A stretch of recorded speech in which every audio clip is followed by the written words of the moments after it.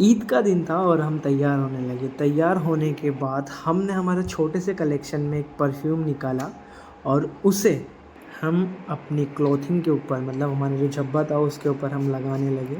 और उसे लगाने के बाद बाइज़्ज़त से हमने उसे उसकी जगह पर रखा। फिर मैंने अपने आप को देखा कि मैं अच्छे से रेडी हो तो चुका हूँ ना। हाँ, तो मैं फाइनली हो चुका था। फिर उसके बाद मैं नीचे जाने लगा और मैंने दरवाज़ा लॉक किया और नीचे से लाजवाब वाली खुशबू आ रही थी। तो मैंने देखा क्या है, यहाँ पर अम्मी खीर बना रही थी अपने हाथों से, जो कि ईद के दिन बहुत ही स्पेशल होता है। फिर हम लोग बाहर निकले तो मेरी खूबसूरत सी प्यारी सी गाड़ी मेरी आंखों के सामने खड़ी थी। मैं अपनी बाइक चलाकर पहुंच जाता हूँ मस्जिद के गेट पे, और गेट पे पहुंचने के बाद बहुत ही अलग वाइब आ रही थी। और फिर हम अंदर दाखिल हुए तो माहौल कुछ इस तरीके से था। और यहाँ पर मौलाना बयान कर रहे थे, समझा रहे थे सबको कि किस किस हिसाब से होता है, शरीयत के हिसाब से नमाज का तरीका वगैरह सब बता रहे थे। फिर मौलाना ने कहा कि सब एक ही लाइन में सफ़े में खड़े हो जाएं। हमने नमाज़ अदा करी। नमाज़ अदा करने के बाद हम सबसे ईद मिलने लगे।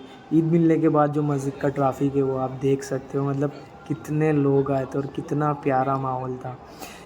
कितना सुकून मिलता है ये सब देख के। फिर उसके बाद एक क्लाइंट का कॉल आया था, उसकी इंक्वायरी के हिसाब से हम चले गए मार्केट। हमने हमारा काम फिनिश किया। अब काम तो काम होता है, त्यौहार हो या कुछ हो।